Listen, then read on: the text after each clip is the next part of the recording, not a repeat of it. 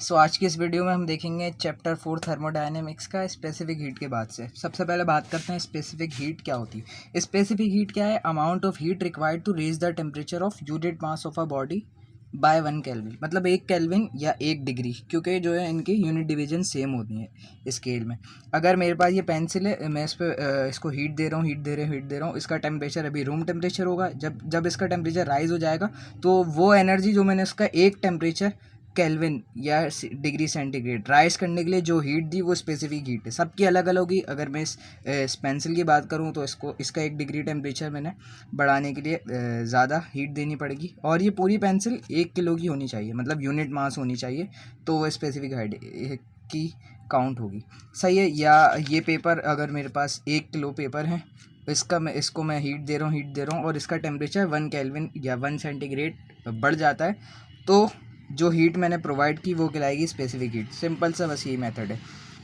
सही है। सीपी और सीवी की अगर हम बात करें, सीपी क्या चीज़ है? सीपी वो है, अगर मेरे पास एक पिस्टन सिलेंडर डिवाइस है, मैं अगर इसका टेम्परेचर कांस्टेंट टेम्परेचर बोल रहा हूँ, प्रेशर इसका कांस्टेंट रख दूँ, तो क्या होगा? जो हीट मैं इसको प्रोवाइड करूँगा, इसके अंदर 1 किलो गैस है, अगर जो इसको मैं हीट प्रोवाइड कर रहा हूँ, सही है, और उससे एक टेम्परेचर राइज हो रहा है, जब इसका प्रेशर कांस्टेंट था, तो वो जो हीट कहलाएगी वो specific heat at constant pressure कहलाएगी। और जब मैं इसको एक रिजिड टैंक या सिंपली बोलूँ तो कांस्टेंट वॉल्यूम वाले सिस्टम में प्लेस कर दूं, सही, तो जो उसके अंदर अगर मास 1 kg है और उसको मैं हीट दूं और उसका 1 केल्विन राइज हो जाए या 1 सेंटीग्रेड राइज हो जाए, तो वो हीट क्या कहलाई जाएगी? Specific heat at constant volume कहलाई जाएगी। सही है। तो इसके अंदर डिफरेंस आता है, बहुत फेमस डिफरेंस है कि सीपी हमेशा बड़ा होता है सीवी से। ऐसा क्यों? सही। अच्छा, मैं कांस्टेंट प्रेशर की बात करूं तो कांस्टेंट प्रेशर पे क्या होता है? ये पिस्टन यहाँ पर है, कांस्टेंट प्रेशर पे मैं इसको हीट दे रहा हूँ। अगर आप एज्यूम करें ये पिस्टन है, हीट दे रहा हूँ, इसका अगर कांस्टेंट प्रेशर पे रखना है, अगर मैंने ये पिस्टन इसका फिक्स है, तो क्या होगा? इसका टेम्परेचर राइज बहुत जल्दी होगा, मतलब प्रेशर भी राइज होगा, लेकिन मुझे प्रेशर कांस्टेंट रखना है, तो मैं क्या करूँगा? इस पिस्टन को फ्री टू मूव रखूँगा। मैंने हीट दी, ये पिस्टन मूव करेगा, अपवर्ड मूव करेगा, सही। तो क्या करना पड़ा है इसको? पिस्टन अगर मूव कर रहा है तो क्या हो रहा है? पिस्टन डिस्प्लेस हो रहा है। डिस्प्लेस कैसे हो रहा है? इसके अंदर कोई मॉलिक्यूल्स होंगे गैस के, जो क्या करेंगे? पिस्टन की वॉल पे जो है ना हिट कर रहे होंगे, उसके अंदर फोर्स अप्लाई करेंगे, कोई एरिया होगा, तो क्या होगा? वो फोर्स लग रही होगी, और क्या कर रहा होगा? पिस्टन डिस्प्लेस हो रहा होगा। तो क्या हो रहा है? फोर्स लग रही है, पिस्टन डिस्प्लेस हो रहा है, तो वर्क डन हो रहा है। तो यहाँ पे वर्क डन हो रहा है। अगर मैं कांस्टेंट वॉल्यूम की बात करूँ, पिस्टन फिक्स रख दिया मैंने, सही है। अब मैं इसको मूव करा रहा हूँ, तो सिंपली सारी जो हीट जा रही है वो इसके अंदर टेम्परेचर को बढ़ाने में जा रही है, इंटरनल एनर्जी ज़्यादा करने में जा रही है। और अगर मैं स्पेसिफिक प्रेशर की बात कर रहा था, कांस्टेंट प्रेशर की बात कर रहा था, तो पिस्टन भी मूव हो रहा था, यानी वर्क डन भी हो रहा था, और इंटरनल एनर्जी ज़्यादा हो रही थी, जिसकी वजह से टेम्परेचर राइज हो रहा था। और तब मैं नोट कर रहा था कि एक टेम्परेचर जैसा बढ़ा, मैंने बोल दिया कि स्पेसिफिक हीट हो गई है, सही है। लेकिन जब कांस्टेंट वॉल्यूम की बात है तो वर्क डन नहीं हो रहा। तो specific heat at constant pressure पे क्या होता है? एक तो टेम्परेचर भी ज़्यादा होता है और वर्क डन भी करना पड़ता है। लेकिन कांस्टेंट वॉल्यूम पे क्या होता है? सिर्फ और सिर्फ टेम्परेचर ज़्यादा हो रहा है। तो सिंपल सा रीज़न यही है कि at constant volume work done, boundary work done इसे कहते हैं, कि बाउंड्री मूव हो रही है। Constant volume all the heat will be use to raise the temperature, सारी हीट कहाँ गई? टेम्परेचर रेज कराने में गई only. But at constant pressure additional heat is required to move the piston, ज़्यादा हीट और चाहिए जो पिस्टन को मूव करा सके, और या do work against the piston, या पिस्टन के वर्क अगेंस्ट वर्क करे। तो सिंपली ये मेजर डिफरेंस है। यू ऑल नो, आज से बहुत बेहतर आपको आगे होगा, सही है। अच्छा, हम क्या कह रहे हैं? हम लेटेस्ट कंसीडर करते हैं एक fix mass in a stationary close system. Stationary close मतलब उसकी ना कोई काइनेटिक एनर्जी होगी, ना कोई पोटेंशियल वगैरह, कुछ भी नहीं, सही है। Under goes a constant volume process. अच्छा, कांस्टेंट वॉल्यूम है, मैंने एक रिजिड टैंक समझ लें है मेरे पास, सही है। और the conservation of energy principal can be express in the differential form of, अच्छा, E Q in minus Q out की बात हो रही है, सही है। अगर मैं इस पर अप्लाई कर दूँ तो जो हीट मैं इसको दे रहा हूँ कि क्या होगा? सिंपली जो हीट इसके अंदर जाएगी वो इसका टेम्परेचर राइज करेगी। ये फॉर्मूले से आप बहुत ही ज़्यादा अवेयर होंगे, क्योंकि सेमेस्टर का एंड चल रहा है, सही है। तो क्या होगा? इसके अंदर कोई हीट जा रही होगी, मास होगा, सही है, CV। अच्छा, सिंपली क्या बोलना चाह रहा हूँ मैं? ई इन माइनस ई आउट, सही है। चेंज सिस्टम की एनर्जी में चेंज आ रहा होगा, नज़र नहीं आ रहा पेंसिल में, क्योंकि ग्रेफाइट होता है, लाइट रिफ्लेक्ट करती है, सही है। सिस्टम की एनर्जी चेंज होगी, सही है। तो क्या होगा मेरे पास? क्यू इन अगर मैं कर रहा हूँ, उसको क्यू हीट दे रहा हूँ इन, सही है। और क्या हो रहा है उसके अंदर? उसकी चेंज इन इंटरनल एनर्जी हो रही है, सही है। Q equal to del U, सही है। डेल यू को मैं रिप्लेस कर रहा हूँ डेल यू। अच्छा मैं भी बहुत ज़्यादा कन्फ्यूजन है, कुछ स्टूडेंट्स में होती है, मुझ में थी। सही है। अच्छा जब डेल यू की बात करते हैं तो आता है हमारे पास कांस्टेंट वॉल्यूम। सही है। और जब यहाँ पे चेंज इन इंथैल्पी होता है मतलब डेल एच होता है तो आता है सी पी। सही है। बस मेजर सा डिफरेंस यही है। सही। अच्छा क्यू मेरे पास है और ये मास है। मैं मास को अगर डिवाइड ले आऊँगा तो क्यू स्मॉल बराबर होगा कैपिटल क्यू बाय एम के, तो सिंपली मैंने मास इधर लिया और क्यू कर दिया। अच्छा ये कांस्टेंट वॉल्यूम प्रोसेस था तो इसलिए सी वी की जगह सी वी लिखा है और यहाँ पे क्यू की जगह भी छोटा सा वी लिख दिया। अच्छा सिमिलरली यही मैंने इक्वेशन यहाँ पे रीराइट कर दिया। अच्छा डावा क्यू इन माइनस डावा out equal to change in मतलब डी यू लिख दिया, मतलब चेंज इन सिस्टम की एनर्जी में हो रही है। सही। अब क्यू और ये क्यू वी है जो मेरे पास जो सिस्टम के अंदर मैं हीट दे रहा था। सही है। जिसकी वजह से उसका टेम्परेचर राइज हो रहा था। सो मैं कह रहा था मैं इसको क्यू हीट दे रहा था, जो क्यू वी थी उसकी वजह से इसका टेम्परेचर राइज हो रहा था, इंटरनल एनर्जी बढ़ी थी। सही। क्यू वी की मैंने ये इक्वेशन लिखी थी सी वी और डेल टी। सही है। डेल टी मैंने इसको रिप्लेस कर दिया, डी से चेंज है। सही है। अब ये डेल टी को मैं इधर लिया आया तो D you divide by D T और वी हो गया। सही है। सिंपली कहने का मकसद ये कि जो डी यू है this is a function of temperature. जैसे जैसे मैं टेम्परेचर चेंज करूँगा इंटरनल एनर्जी बढ़ती जाएगी बढ़ती जाएगी। अच्छा सिमिलरली पी की बात करिए, मैंने बोला था जब इंटरनल एनर्जी होती है यहाँ पे यू तो आता है सी वी, जब एंथैल्पी होती है तो आता है सी पी। अच्छा वी इंडिकेट करता है this is a constant volume और पी इंडिकेट करता है कि ये कांस्टेंट प्रेशर है। सही। अच्छा मैंने बात की कि अब यू क्या है, you is function of T. जैसे आप लिखते हो वाई इक्वल टू, मैथ बहुत अच्छी आती है, Y is a function of F of X, मतलब फंक्शन एक्स का है वाई। सही है। इसी तरीके यू क्या फंक्शन है, ये टेम्परेचर का फंक्शन है टी का। सिमिलर तो मैंने यही लिख दिया, यू अगर टेम्परेचर का फंक्शन है तो यू क्या है सी वी, तो सी वी भी टेम्परेचर का फंक्शन होगा क्योंकि सी वी पे डिपेंड होता है। सही है। अच्छा एच की बात करूँ तो एच क्या मेरे पास, एच किसके बराबर होता है, एच होता है मेरे पास यू प्लस पी वी के बराबर। सही। यू आपको पता है एंथैल्पी का फॉर्मूला है internal energy plus product of mass product of pressure and volume. सही है। अच्छा पी वी को मैं क्या लिख सकता हूँ, आर टी लिख सकता हूँ। सही है। तो मैंने आर टी लिख दिया। तो ये क्या है, टेम्परेचर, और यू भी किसका फंक्शन है, टेम्परेचर का। तो एंथैल्पी भी मेरे पास किसका फंक्शन है, टेम्परेचर का फंक्शन है। सो ये दोनों डिपेंडेंट किस पे है, टेम्परेचर पे। This both of these are the function of temperature. सही है। अच्छा सी वी और सी टू की बात, सी वी टू मेरे पास ये दो कांस्टेंट वॉल्यूम स्पेसिफिक हीट है। सही है। वो क्या है, अच्छा मेरे पास एक बॉडी है जो कि 27 डिग्री सेंटीग्रेड पे, अच्छा केल्विन पे बात करते हैं, 300 केल्विन पे। सही है। उसका मैं एक डिग्री टेम्परेचर या 1 केल्विन टेम्परेचर राइज कराता हूँ, उसको हीट देता हूँ। सही है। तो क्या हुआ, उसने 1 टेम्परेचर राइज कर लिया और उसको मैं स्पेसिफिक हीट दी सी वी। सही है। अब मैंने क्या करा, एक बॉडी और है जो 100 केल्विन पे है, उसका मैंने टेम्परेचर राइज करा 1 डिग्री। तो क्लियरली इसमें डिफरेंस है कि CV2 जो कि बहुत ज़्यादा टेम्परेचर है 700 केल्विन, उसका टेम्परेचर मैं राइज करूँगा तो CV2 ज़्यादा होगा और CV1 जो है मेरे पास कम होगा। सही है। तो ये है कि जो है 1 डिग्री कहाँ से कहाँ बढ़ाना है ये मैटर करता है। 300 से 301 पे जाने में कम एनर्जी को लगेगी और 700 से 701 पे जाने में ज़्यादा एनर्जी लगेगी। सही है। जैसे जैसे टेम्परेचर बढ़ता जाएगा इसी तरह से ही हमारे पास टेम्परेचर राइज कराना बॉडी का बढ़ता जाएगा, हीट बहुत ज़्यादा देनी पड़ेगी। सही है। अच्छा डी यू मुझे पता था सी वी डी टी के बराबर है। अच्छा मैं इसको इंटीग्रेट अगर कर दूँ 1 से 2 तक की लिमिट पे, मतलब स्टेट 1 और स्टेट 2, सो U2 माइनस U1 हो जाएगा और डेल यू मेरे पास ये सी वी बराबर था डेल यू के। सही है। तो डेल यू से लिखा और 1 से 2 सी वी की लिमिट और इसी तरीके से एंथैल्पी 1 से 2 सी पी डेल्टा टी या डी टी। सही है। अच्छा इस डी टी को रिजॉल्व करने के 3 मेथड है, मतलब इस इक्वेशन को। एक तो हो सकता है मैं इंटरनल एनर्जी और enthalpy bye means of property table use कर लूँ। क्या आपको पता है अगर एयर की बात हो रही है तो A17 टेबल जो है एयर के लिए यूज़ होता है टेबल। सही है। तो यहाँ से एक ये सॉल्व हो सकता है। अच्छा दूसरा क्या है, इंटीग्रेशन मेथड। इंटीग्रेशन मेथड अगर आप A2C पे जाएंगे, टेबल A2 थर्मोडायनेमिक्स टेबल में A2 टेबल, उसमें सी वाले में जाएंगे तो आप देखेंगे सी पी का फंक्शन होगा ये बार वाला, मतलब पर मोल वाले। सही है। तो ये फंक्शन टी का है तो ये सी पी की पूरी फंक्शन वाली इक्वेशन है। अच्छा अगर आपको सी वी फाइंड करना है तो आपको एक बहुत ही मेजर रिलेशन पता है फेमस कि C P minus C V equal to R होता है। ये यूनिवर्सल है। सही है। क्योंकि ये बार है। सही है। तो यहाँ से आंसर भी बार में आएगा, फिर आपको फिर उसको मोलर मास से डिवाइड करना पड़ेगा, वो हम देखते हैं आगे। सही है। नेक्स्ट पार्ट में देखेंगे। सही है। It is accurate but difficult to solve. सही है। इसको सॉल्व करना मुश्किल होगा, क्योंकि अगर आप देखें टेबल ए टू सी, सही है, तो आप देखें बहुत बड़ी इक्वेशन है, अभी मैं आगे दिखाता हूँ। इस तरीके की इक्वेशन है, इसको सॉल्व करना थोड़ा डिफिकल्ट है। अच्छा, तो क्या होता है, एरर के चांसेस ज़्यादा रहते हैं। सही है, ये बेहतरीन है क्योंकि एक्सपेरिमेंटल वैल्यूज़ होती हैं थर्मोडायनेमिक टेबल की, तो ये बेहतरीन है। सही है, उसके बाद क्या है जो कि बहुत ईजी है और इनएक्यूरेट है, मतलब सही है, प्रेसिजन इसकी बहुत कम होती है। सी पी क्या है, function of T, C V is a function of T. सही है।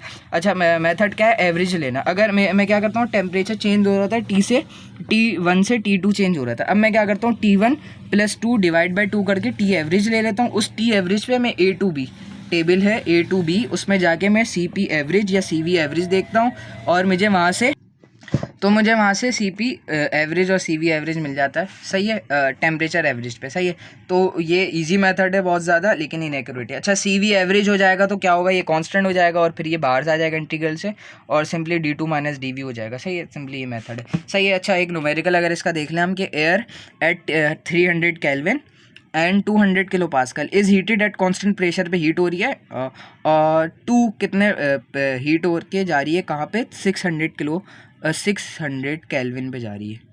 Determine the change in internal energy, मतलब डेल यू मास मालूम करना है, पर यूनिट मास मतलब स्पेसिफिक मालूम करनी है इंटरनल एनर्जी का चेंज। सही है। Data from the air table तीनों मेथड से सॉल्व करना है। यू इंटरनल एनर्जी मतलब यू आप डायरेक्ट टेबल से देख लो, फंक्शन से करना है हमें, और क्या करना है, एवरेज स्पेसिफिक हीट से करना है। सही है, तो ये मेरे पास गलत हुआ हुआ है। अच्छा, सही, क्या करेंगे सबसे पहले, यू अगर 1 हम देख लें तो 300 केल्विन पे। सही है, इनिशियल टेम्परेचर जो पता है, इस पर U1 अगर हम देख लेंगे, एयर है सिंपली, तो 817 यूज़ होगा टेबल। सही है, तो यहाँ से मेरे पास U1 आ गया 214.07, और 600 केल्विन पे आ गया मेरे पास 434.78 किलो जूल पर केजी, ये भी किलो जूल पर केजी होगा। सही है, इसको चेंज करेंगे तो मेरे पास मतलब डिफरेंस लेंगे तो U2 - U1, तो चेंज इन इंटरनल एनर्जी आ गई मेरे पास 220.11 किलो जूल पर केजी। सही है, ये एक्यूरेट मेथड हो गया। सही है, और इजी भी है। फिर उसके बाद है हमारे पास सी वाला, जो सी वाले से पहले करते हैं, जो कि इजी है बहुत ज़्यादा और इनएक्यूरेट भी है। सही है, तो मैंने क्या करा, टी एवरेज ले लिया। मेरे पास एक टेम्परेचर 300, दूसरा है मेरे पास 600, तो 300 600 हो गया 900, और डिवाइड बाई 2 कितना होगा, 450 केल्विन। 450 केल्विन पे मैंने जाके देखा टेबल A2B। ठीक है, तो यहाँ से मेरे पास CV आ गया 0.733 किलो जूल केजी केल्विन या सेंटीग्रेड। सही है, तो यहाँ पे मेरे पास ये आ गया। अच्छा, डेल टी मेरे पास कितना है, 300 600 - 300। सही है, और मल्टीप्लाई कर दिया मैंने CV से, तो यहाँ पे मेरे पास UB आ गया 219.9। मतलब देखें थोड़ा सा डिफरेंस है इसके अंदर। सही है, अगर ज़्यादा बड़ी वैल्यू होगी तो ज़्यादा डिफरेंस निकल आएगा, लेकिन इजी है, कितनी जल्दी फाइंड कर लिया। अच्छा, अब ये मालूम करते हैं, इन्हें एक एक्यूरेट मेथड है पर डिफ़िकल्ट टू सॉल्व। सही है। अब हमें क्या करना है,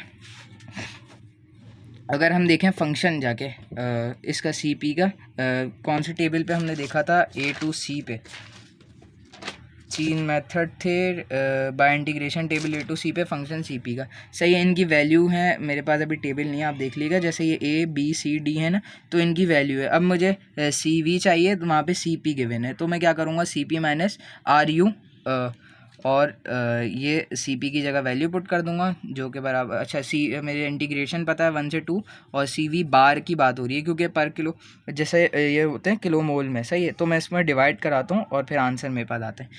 सही, तो मुझे ये देखना है CV की वैल्यू, मैंने ये फंक्शन CV की जगह मैंने पुट कर दिया रिलेशन से, CP बार - RU, और CP की जगह ये पूरा फंक्शन मैंने एज इट इज़ यहाँ ऐड कराना है, बट मैंने क्या कर दिया, इनकी वैल्यू देख ली ABCD वगैरह की।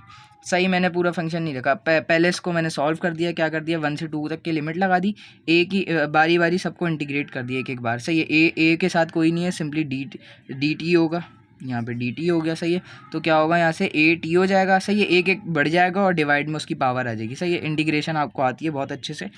तो T स्क्वायर हो जाएगा डिवाइड में 2, इसी तरीके से यहाँ पे स्क्वायर था, एक पावर बढ़ गई 3 और डिवाइड में 3 आ गया, इसी तरीके से D4 डिवाइड में आ गया। अच्छा, RU के साथ कुछ नहीं है तो इसके साथ भी T आ गया, और डिवाइड में T की पावर 1 है तो 1 ही आ गया। सही है, 1 से 2 तक की लिमिट लगाएंगे, T2 - T1, इसी तरीके से B बाहर आ जाए, कॉन्स्टेंट है क्योंकि, और T स्क्वायर T2 का स्क्वायर - T1 का स्क्वायर, वो डिवाइड में 2, इसी तरीके से C पे भी, और D पे भी और RU पे वैल्यू रख दी इनकी सब ABCD वाली सब वैल्यू रख दी, सही है। तो यहाँ से इंटरनल एनर्जी मेरे पास आ गई बार वाली, सही है। बार वाली मेरे पास आई 6447 केल्विन किलो जूल पर मोल केल्विन, सही है। अब मैं मोल से डिवाइड करूँगा, मोल आप देख सकते हैं टेबल A1 पे आपको मिल जाएगा शायद एयर का 28.97, सही है। इससे डिवाइड करेंगे तो आपके पास इंटरनल एनर्जी आ जाएगी कितनी आ गई 222.54, जो है अप्रॉक्स तकरीबन सेम है, लेकिन ये एक्यूरेट मेथड है, सही। तो यहाँ से मैं हमारे पास ये न्यूमेरिकल सॉल्व हो गया। अच्छा, internal energy enthalpy and specific heats of solid and liquid. अच्छा, सॉलिड और लिक्विड्स की स्पेसिफिक हीट की अगर बात करें तो क्या होते हैं, इनकी CP और CV नहीं होते, इनका खाली C होता है, क्योंकि दोनों सेम होता है। क्या वजह है? It's are identical for solid and liquid because they are incompressible होते हैं, सही। ये लिक्विड होता है थोड़ा सा बिल्कुल नेग्लेजिबल होता है, क्योंकि सही ये सॉलिड भी नहीं होता कि मैं इसको फोर्स लगा रहा हूँ तो ये कंप्रेस नहीं हो जाएगी, सही। तो ये थोड़ा सा डिफरेंस है। अगर हम इसका एक न्यूमेरिकल देख लें यहाँ पे, a piston cylinder device with a set of stops, मतलब एक पिस्टन सिलेंडर डिवाइस है, उसके ऊपर ये सेट ऑफ स्टॉप लगे हैं, मतलब सही। The top initial on the top पे है, सही है। Initially contains 3 kg, initially contain 3 kg of air, उसके अंदर 3 kg एयर है, एट 200 किलो पास्कल पे है, 27 डिग्री सेंटीग्रेड पे। Heat is now transfer to the air and piston rises, piston move करता है until it hits the stop, सही है। मूव करके कहाँ जाता है? स्टॉप पे हिट करता है, पिस्टन जाके इस स्टॉप पे हिट करता है, सही है। Piston rise until hit the stop at which point the volume is twice the initial volume, मतलब जब यहाँ पे हिट करा पिस्टन स्टॉप सिलेंडर ने स्टॉप के साथ, सही है। तो इसका वॉल्यूम जो हो गया वो डबल, मतलब ट्वाइस हो गया। Volume is twice the initial volume, more heat is now transfer, और हीट ट्रांसफ़र हो रही है, मतलब पहले कांस्टेंट प्रेशर था जब, क्योंकि piston is free to move था, सही है। फिर क्या हुआ, जब वॉल्यूम उसका कांस्टेंट हो गया, मतलब स्टॉप पे आके रुक गया, सेट ऑफ स्टॉप पे रुक गया। ये इस अगर मैं पिस्टन सिलेंडर डिवाइस इस तरीके से बनाऊँ, वॉल्यूम उसका इंक्रीज़ हो रहा है, तो इनिशियली सही। फिर और यहाँ आके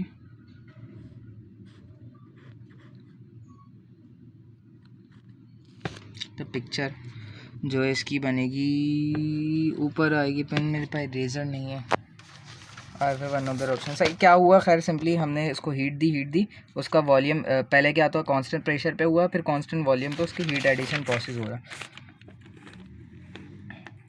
अच्छा, मैं वॉल्यूम चेंज की वजह से थोड़ा वो बोल रहा था, सही है। यहाँ से इसका पिस्टन था, सही है, ये राइज़ होता रहा, सही है। फिर पहुँच गया, मतलब उसका वॉल्यूम डबल हो गया, इससे ज़्यादा वो नहीं बढ़ सकता। यहाँ पे सेट ऑफ स्टॉप से हिट कर दिया, सही। मैंने यहाँ पे जो ना वो नहीं बनाने, जो मैंने ये बनाए थे पिस्टन की शाफ्ट वगैरह, सही। वॉल्यूम इसका बढ़ गया, पहले क्या थी, पहले हमारे पास स्टेट थी 200 किलो पास्कल और 27 डिग्री सेंटीग्रेड पे, सही है। उसका वॉल्यूम V1 था अगर, और 27 डिग्री सेंटीग्रेड पे था। फिर उसके बाद क्या हुआ, हमारे पास 3 kg एयर है, इसके अंदर मास 3 kg है हमारे पास, और यहाँ पे जाके इसका वॉल्यूम जो है ट्वाइस हो गया इनिशियल वॉल्यूम के, ठीक है। Volume is twice, more heat transfer until the pressure inside the cylinder also double, determine work done and also heat transfer। Pressure भी इसका क्या हुआ, डबल हो गया, मतलब 400 किलो पास्कल हो गया, सही। तब तक हमने इसको हीट दी।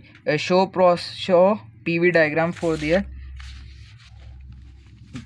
प्रोसेस की जो है PV डायग्राम भी देनी है। अच्छा, क्या हुआ, पहले P1 पे था, फिर क्या हुआ, कांस्टेंट वॉल्यूम, पहले क्या हुआ 1 पॉइंट पे था, इस पॉइंट पे, फिर हमने क्या करा, जब तक दिया जब तक वो सेट ऑफ स्टॉप पे ना हट गया, तो कांस्टेंट, मतलब पिस्टन फ्री टू मूव था, सही है। तो क्या हो रहा था, वर्क भी कर रहा था, तो CP वाला हुआ कांस्टेंट प्रेशर वाला, तो कांस्टेंट प्रेशर मतलब P कांस्टेंट है, तो इसलिए स्ट्रेट लाइन आ गई, सही है। ये PV डायग्राम है, क्योंकि सही है, कांस्टेंट प्रेशर पे ये आ गई डायग्राम P2। फिर उसके बाद क्या हुआ, वो सेट ऑफ स्टॉप पे हिट कर दिया, सही है, ये डायग्राम आ गया, सेट ऑफ स्टॉप पे हिट कर दिया। अब जो मैं हीट दे रहा हूँ तो ये पिस्टन ओवर मूव नहीं करेगा, क्योंकि यहाँ स्टॉप से रुक गया है, सही है। फिर क्या होगा, कांस्टेंट वॉल्यूम हो जाएगा, वॉल्यूम नहीं बढ़ेगा, इसलिए वॉल्यूम कांस्टेंट रहा, इसलिए वर्टिकल लाइन आ गई। फिर प्रेशर बढ़ता है 200 से जाके 400 पे हो जाता है, V1 है, और V2 किसके बराबर है, 2V2 के बराबर है, ठीक है, ये हो गया। अच्छा, अगर मैं चेंज इन इंटरनल एनर्जी देखो सिस्टम की एनर्जी बैलेंस इक्वेशन लगाऊं सिंपली, सही है। तो क्यू इन मैं हीट दे रहा था, सही है। वर्क इन कुछ नहीं करा मैंने इसके अंदर, ना क्यू आउट इससे लिया, खाली मुझे क्या मिला, माइनस का वर्कआउट, मतलब जो इसका वर्कआउट हुआ बाउंड्री वर्क हुआ, सही है। और इसकी इंटरनल एनर्जी बढ़ी। बाउंड्री वर्क क्या हुआ, 1 से 2 तक हुआ, सही है। जो एरिया नीचे होगा इस लाइन के बाउंड्री वर्क होगा, सही है। तो यहाँ से बाउंड्री वर्क हो गया मेरे पास। इंटरनल एनर्जी को मैंने देखा था, अगर स्पेसिफिक है तो मेरे पास यहाँ आ जाएगा एम स्मॉल में। अच्छा, अब मैं इसको देखूँ क्यू इन माइनस का 1 से 2 पे बाउंड्री वर्क आ गया, जो आउट हो मिला। और यहाँ पे मेरे पास मास और ये इंटरनल एनर्जी 3 माइनस U1, सही है। U1 मैंने A17 से निकाल लिया, कौन सी 300 केल्विन पे, सही है, 27 डिग्री सेंटीग्रेड। तो यहाँ से U1 आ गया मेरे पास। अच्छा, V1 के लिए क्या करा, famous equation, ideal gas equation, P1 V1 equal to MRT1, सही है। तो T1 मुझे पता है 300 केल्विन, R मुझे पता है 0.287 होगा, टेबल A1 से आप कैलकुलेट देख सकते हैं, सही है। मास मुझे 3 kg गिवन दिया है। अच्छा, V1 और V1 मैं इससे निकाल लूँगा। P1 मुझे कितना गिवन दिया है, 200 किलो पास्कल, सही है। तो यहाँ से V1 मेरे पास आ गया 1.2915 मीटर क्यूब। V3 कैसे मिलेगा मुझे, V3 और V2 बराबर होंगे, सही है। तो ये क्या होगा, 1 के डबल होंगे, इनिशियल वॉल्यूम के डबल होगा, तो इसलिए ट्वाइस कर दिया इसका, 2.583 हो गया, सही है। अच्छा, T3 अगर मैं निकाल लूँ, determine the work done and also heat transfer, सही है। मैं इसका T3 अगर निकाल दूँ तो T3 कैसे निकलेगा, PV MRT से ही निकल आएगा। अच्छा, V3 क्या होगा मैंने पता है, P3 क्या हुआ था, जब इसका प्रेशर डबल हो गया, इनिशियल से प्रेशर डबल हो गया, तो P3 क्या हो जाएगा, 200 का डबल 400 किलो पास्कल आ गया हमारे पास। V3 मैंने ये लिख दिया 2.583, मास 3 kg रहेगा, मास क्योंकि नहीं आएगा, और R भी कांस्टेंट, तो यहाँ से T3 आ गया 1200 किलो, 1200 किलो क्यों बोल रहा हूँ, केल्विन, सही। अच्छा, फिर U3 मैं देख लूँ, अगर A17 से ही मेरे पास आ जाएगा, जैसे U1 निकाला था ऐसे U3 आ जाएगा, सही है। क्योंकि मुझे प्रोसेस कौन सा देखना है, पूरी 1 से 3 तक के प्रोसेस पे निकालना है, सही है। इसके टोटल हीट वर्क डन और हीट ट्रांसफ़र, सही। तो मेरे पास U3 पे भी मैंने निकाल लिया, इसकी टेबल A17 पे जाके टेम्परेचर क्या निकाला है अभी, 1200 केल्विन, तो यहाँ से आ गया। अच्छा, बाउंड्री वर्क क्या होगा मेरे पास, P और चेंज इन वॉल्यूम के, मतलब इसमें वॉल्यूम कितना चेंज हुआ उसका, तो V2 माइनस V1 मेरे पास सिंपली पता है। प्रेशर कौन सा है मेरे पास, 1 से 2 तक, 1 से 2 क्या है, कांस्टेंट प्रेशर है, तो इसलिए P0 लिखा मैंने, जो कि 200 किलो पास्कल। V1 ये मेरे पास, V2 मेरे पास ये है, सिंपली मैंने वैल्यू प्लग करें, यहाँ से मेरे पास वर्क डन आ गया 258.3 किलो जूल, सही। तो यहाँ से मेरे पास अगर मैं क्यू इन देखूँ, क्यू इन किसके बराबर है, change in internal energy plus work done, ये मैंने यहाँ पे निकाला था, चेंज इन इंटरनल एनर्जी और वर्क डन के क्यू इन, अगर मैं यहाँ से देखूँ उसको मैंने इक्वल टू की दूसरी तरफ भेज दिया, तो U3 भी मुझे पता है, U1 भी मुझे पता है, मास भी 3 kg गिवन दिया था, ये वर्क डन मैंने यहाँ निकाल लिया, तो सिंपली यहाँ से मेरे पास क्यू इन आ गया मेरे पास 2416.08 किलो जूल, सही है। तो यहाँ से मेरे पास हीट भी आ गई पूरी प्रोसेस की। एक और मेथड ये हो सकता था कि मैं इंटरनल एनर्जी को खोल दूँ MCV एवरेज और T3 माइनस T1 से, तो मेथड है अलग अलग सॉल्व करने के। मैंने डायरेक्ट U से सॉल्व कर लिया, या CV एवरेज से करा, या आप ये पूरी मेथड से भी कर सकते थे, सही। तो ये तीनों मेथड हो जाते, तो मैंने डेल U से निकाल लिया। सो न्यूमेरिकल अब देख लेते हैं, स्पेसिफिक हीट ऑफ सॉलिड के, इनके CP और CV बराबर होते हैं, आइडेंटिकल होते हैं, सही। तो क्या है, consider 100 watt iron whose base plate is made of aluminium की है 0.5 सेंटीमीटर, एक आयरन है मेरे पास स्त्री, सही है। एल्यूमिनियम अलाय है, ये एल्यूमिनियम अलाय की जो है आइडेंटिफिकेशन है कुछ भी, सही, नंबर कोई है। अच्छा, उसकी डेंसिटी गिवन दी है 2770 किलोग्राम पर मीटर क्यूब, और स्पेसिफिक हीट C है क्योंकि 875 जूल पर केजी केल्विन या सेंटीग्रेड, सही है। The base plate has a surface area 0.03, वो जो आयरन है उसके सरफेस एरिया 0.03 है, और उसकी थिकनेस 0.5 सेंटीमीटर है। और क्या हमें गिवन दिया है, initially the iron is in thermal equilibrium with the ambient air, ambient air मतलब सराउंडिंग की जो एयर है अभी उसका टेम्परेचर के साथ इक्विलिब्रियम में एट 22 डिग्री सेंटीग्रेड पे, सही। Assuming 85% of the heat generated in the resistance wire, अच्छा, जो उसका रेजिस्टेंस लगा होगा, किससे हीट हो मिलती है उसको, आयरन को, उसके अंदर एक रेजिस्टर होता है जो उसको हीट प्रोवाइड करता है, सही है। तो वो क्या कर रहा है, 85% प्रोवाइड कर रहा है, सही। मैं कह रहा था कि हमारे पास ये जो आयरन है ये 85% एफिशिएंट है, कि मतलब इसके अंदर जो हीटर लगा हुआ है वो 85% अपनी हीट देगा और बाकी जो है वेस्ट हो जाएगी। सही। और इसको हमें कहाँ तक लेके जाना है, हीट करना है हमें 140 डिग्री सेंटीग्रेड पे, मतलब 170 डिग्री सेंटीग्रेड होना चाहिए, 22 डिग्री सेंटीग्रेड से 140 तक हो जाना चाहिए। तो कितनी देर में होगा वो टाइम हमें मालूम करना है। तो हम देखते हैं कि क्या होगा। हमारे पास ये आयरन है, सही है, उसकी बेस प्लेट की थिकनेस हमें दी थी 0.5 सेंटीमीटर, एरिया था 0.03 मीटर स्क्वायर मैंने मीटर, सही। अच्छा हम देखें अगर मास किस तरीके से निकाल सकते हैं, तो आपने चैप्टर 3 में पढ़ा होगा कि मास क्या होता है। डेंसिटी क्योंकि हमें गिवन दी थी, सही है, डेंसिटी इंटू वॉल्यूम, सही, वॉल्यूम, डेंसिटी इंटू वॉल्यूम। और वॉल्यूम मुझे किस में दिया है, उसकी थिकनेस, इसको मैंने अगर एल बोल दिया, और उसका एरिया 0.03 मीटर स्क्वायर में, सही। तो मैंने सिंपली वैल्यू पुट करी सेंटीमीटर से मीटर में करके, इसकी लेंथ को या थिकनेस बोल दो उसको, और इसके एरिया रॉ मुझे गिवन दिया था 2770। तो यहाँ से मेरे पास मास जो आ गया वो आ गया 0.4155 kg, सही। तो मेरे पास यहाँ इसके मास आ गया। अच्छा अब अगर हम इसकी क्यू इन देखें, क्यू इन कितनी है जो इसके अंदर हीट आ रही होगी, अच्छा ये कितने वाट का है हमारे पास, जो 1000 वाट का, मतलब 1 किलो वाट का, सही है। तो 1000 वाट और कितना दे रहा है 0.85, मतलब 85% टू डिवाइड बाई 100 करके, तो कितना दे रहा है 850 वाट जो है इसको हीट क्यू इन मिल रही है, सही है।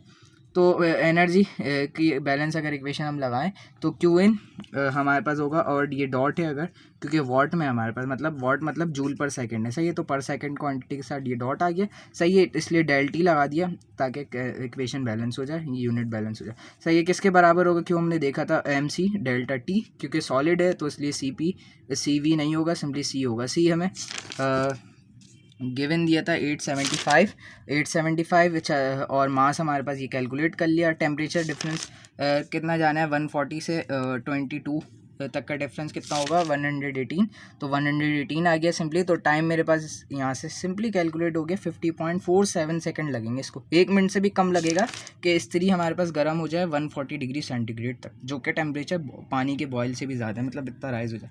अच्छा इसका लास्ट क्वेश्चन देख लेते हैं हम, कि हमारे पास एक रूम है 4x5x6, सही, इतना रूम है, उसका length into breadth into height दी है, सही है। इस टू भी हीट हो रहा है, सही है, by a base board resistance heater का ये हीटर लगा हुआ है। It is desired that the resistance heater be able to raise the air temperature को रेज करे in the room from 7 degree centigrade to 23 degree centigrade पे जाना है विद इन 15 मिनट, सही है, 15 मिनट में जाना है उसको 7 से 23 डिग्री सेंटीग्रेड में, सही। Assuming no heat from the loss, मतलब यहाँ पे 85% जा रही थी, तो यहाँ पे क्या बोला है कि हीट का लॉस कुछ भी ना हो, सही है, ये क्वेश्चन है, हीट लॉस ना हो, सही है। एंड एटमॉस्फेरिक प्रेशर रूम का 100 किलो पास्कल गिवन दी थी। Determine the required power of the resistance heater के, जो हमें यहाँ पावर गिवन दी थी 100 वाट, सही है, वो हमें मालूम करनी है। Assuming constant specific heat at room temperature, सही है, तो कांस्टेंट स्पेसिफिक हीट कैलकुलेट करनी है, सही। अच्छा हमें एनर्जी बैलेंस अगर लगा दें तो इसमें हमारे पास क्या होगा, इन माइनस आउट और चेंज इन सिस्टम एनर्जी में। इन क्या हो रहा है हमारे पास, जो रजिस्टर हीटर है, तो मैंने उसको बोल दिया इलेक्ट्रिक वर्क इन हो रहा है, और डॉट क्वांटिटी इसलिए मैंने टाइम से मल्टीप्लाई कर दिया, और किसके बराबर होगा M C V delta T, क्योंकि उसकी इंटरनल एनर्जी बढ़ी है, और आपको पता है डेल वी बराबर होता है M C V delta T. अच्छा मैंने एवरेज ले लिया, मतलब इसके टेम्परेचर का सम करके और फिर डिवाइड बाई 2 कर दूंगा, और उस पर मैंने सी वी कैलकुलेट कर लिया, सही है। तो उस पर सी वी मैंने कैलकुलेट कर लिया 0.718 आ गया, या 300 केल्विन, तो 300 केल्विन पे जाके, क्योंकि रूम टेम्परेचर बोल दिया तो 300 केल्विन पे निकाल लिया मैंने, सही। अगर वो नहीं बोलता तो एवरेज वैसे निकलता, अभी उसने बोल दिया तो यहाँ पे एवरेज नहीं होगा, कांस्टेंट आ जाएगी रूम टेम्परेचर पे स्पेसिफिक। वी मेरे पास कैसे निकला, वॉल्यूम ऑफ द रूम 4 × 5 × 6, जो सवाल में मुझे गिवन दे, यहाँ से वॉल्यूम आ गया 120 मीटर क्यूब। मास मेरे पास क्या हो जाएगा M V upon R T, जो कि आइडियल गैस इक्वेशन से आया, तो 100 मुझे गिवन दिया था, प्रेशर 120 मैंने वॉल्यूम निकाल लिया, आर ए वन से आ गया टेबल, सही है। तो टेम्परेचर 280 केल्विन में मैंने कन्वर्ट करा इस 7 डिग्री को, सही। तो यहाँ से मेरे पास मास आ गया 149.3 kg, जो एयर का मास है रूम के अंदर वो, सही। अच्छा मुझे हीट निकालनी है, तो मैंने यहाँ से डेल टी को डिवाइड में भेज दिया, सिंपली वैल्यू पुट करी, मास यहाँ पे सी वी मैंने निकाला किस पे 300 केल्विन पे निकाला, सही है। तो यहाँ से मेरे पास आ गया ये सी वी आ गया, और फिर टेम्परेचर का डिफरेंस आप किसी में भी रख सकते हो, तो मैंने सिंपली सेंटीग्रेड में रख दिया, तो कोई मसला नहीं है। तो यहाँ से 23 - 7, और टेम्परेचर 50, टाइम मुझे गिवन दिया था 15 मिनट, तो मुझे सेकंड में रखना है, तो इसलिए 15 × 60 करा, तो यहाँ से मेरे पास आ गया वर्क इन डॉट वाला, जो कि है 1.91 किलोवाट। तो यहाँ पे जो हीटर लगा हुआ है वो कितने किलोवाट का है, उसकी पावर 1.91 किलोवाट पावर है, सही है उसकी। तो सिंपली यहाँ पे हमारे पास चैप्टर 4 डन हो गया। सो थैंक यू, अल्लाह हाफिज़।